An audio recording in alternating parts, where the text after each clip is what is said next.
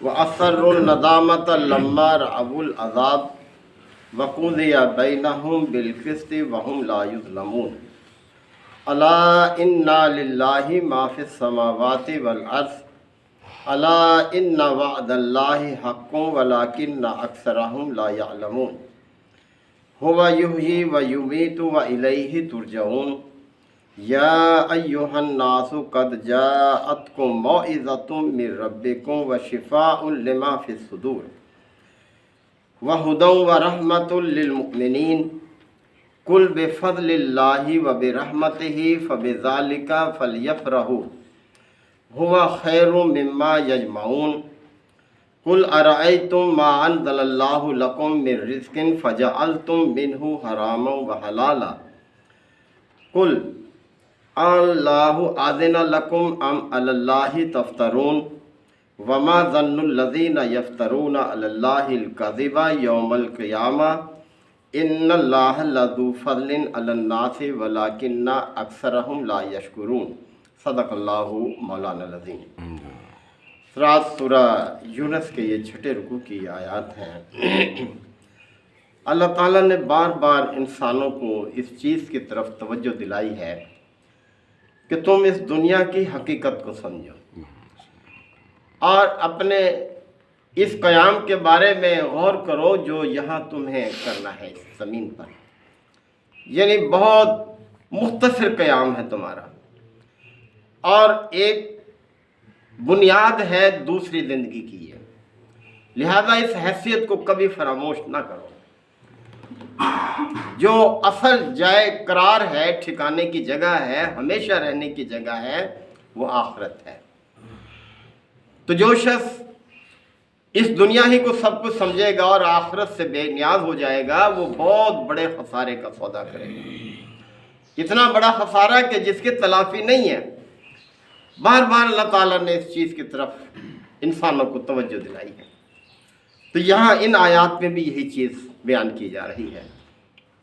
فرمایا وَلَوْ أَنَّ لِكُلِّ نَفْسٍ ظَلَمَتْ مَا فِي الْأَرْضِ، ہر شخص جو ہے جس نے ظلم کیا ہے اس دنیا کی زندگی میں، ظلم سے مراد سب سے بڑا ظلم یہ ہے کہ اپنے رب کے حق کو نہیں پہچانا، اس کے ذات کو نہیں پہچانا، اس کے دیے ہوئے راستے کو نہیں اپنایا جس نے۔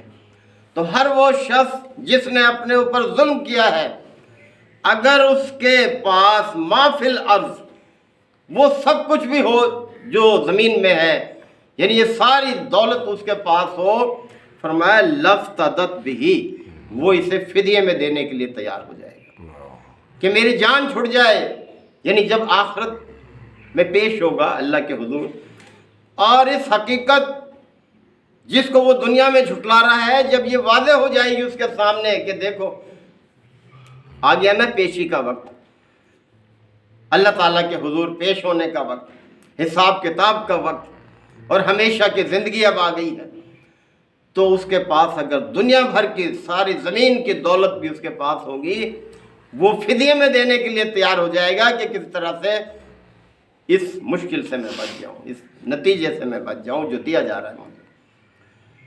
وَأَسَرُّوا النَّدَامَةَ لَمَّا رَأَوُا الْعَذَابَ، اور جب عذاب کو دیکھ لے گا تو پھر چپکے چپکے پشیمان ہوگا، اندر ہی اندر پشیمان ہوگا کہ اب اس کا حل کیا ہے۔ یعنی پھر تلافی نہیں ہے، مقصد تو یہ ہے ایک ہی موقع ہے یہ دنیا کی زندگی کا، جس نے ضائع کر دیا بس پھر تو ہمیشہ کے لیے جہنم ہے اس کے لیے۔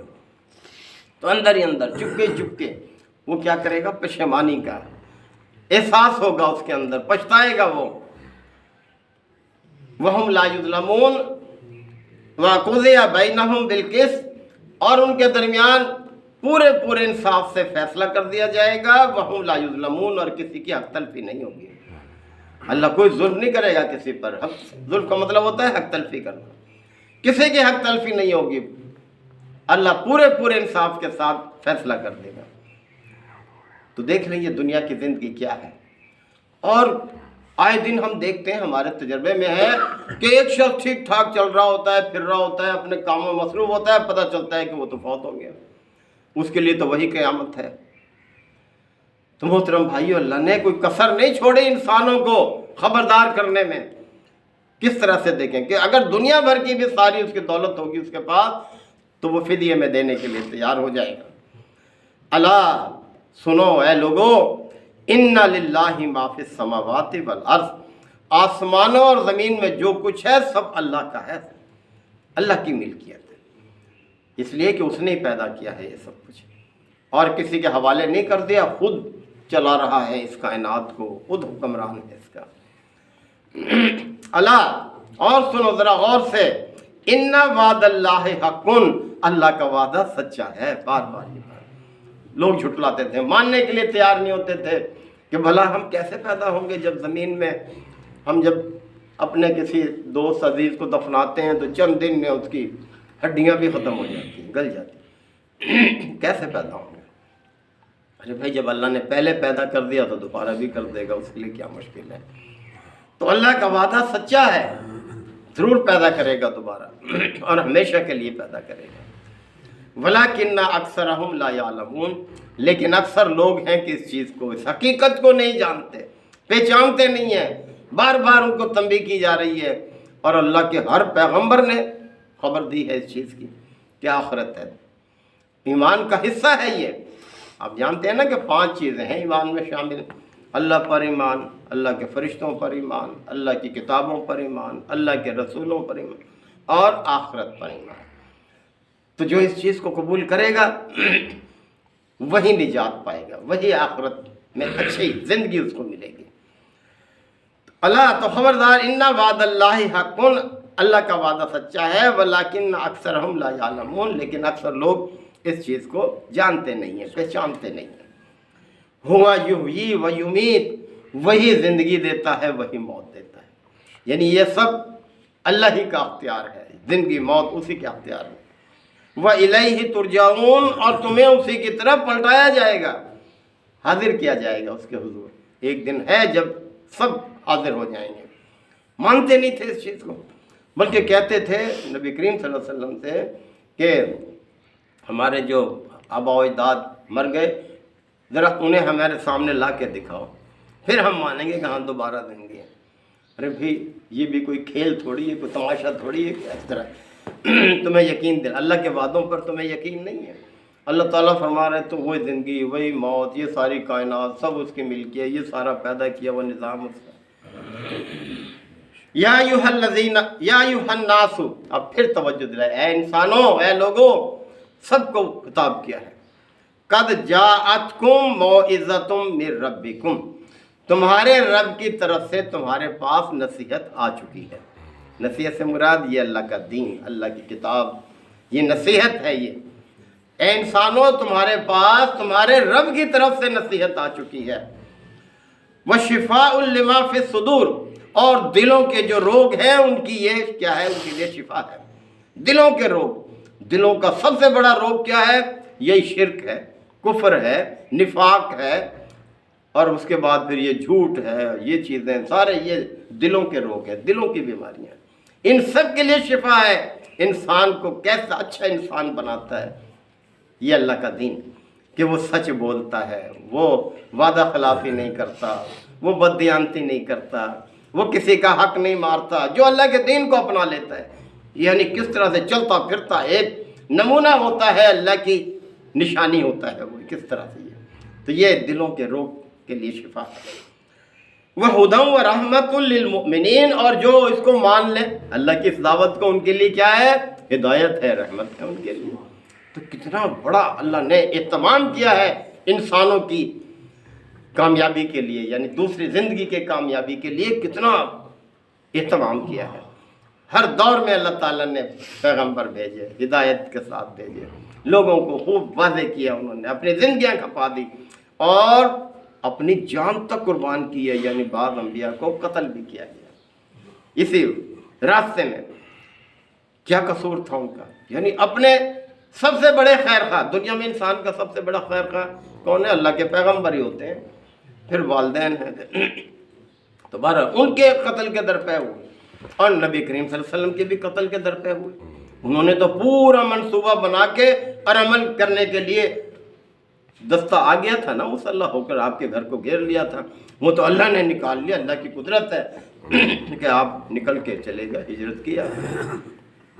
تو یہ اللہ تعالیٰ نے اپنی اس کتاب کی خاصیت کو بیان کیا ہے کہ یہ کس طرح سے لوگوں کے لیے، انسانوں کے لیے ہدایت ہے، رحمت ہے، شفا ہے۔ کل اے نبی صلی اللہ علیہ وسلم آپ فرما دیں بفضل اللہ و برحمتہ، یہ سب اللہ کا فضل اور اس کی رحمت ہے تمہارے اوپر کہ اس نے پیغمبر بھیجا، اس نے یہ ہدایت بھیجی، کتنا بڑا فضل ہے اس کی، کتنی بڑی رحمت ہے اس کی۔ فبذالک، بس یہ سب کچھ تم سمجھو، یہ سارا جو کچھ اس نے کیا ہے تمام، یہ اس کا فضل ہے، اس کی رحمت ہے۔ فلیفرحوا، بس اس پر خوش ہو جاؤ، اس پر مطمئن ہو جاؤ، راضی ہو جاؤ اللہ کی بھیجی ہوئی اس ہدایت پر، اسی کو اپنا اوڑھنا بچھونا بنا لو۔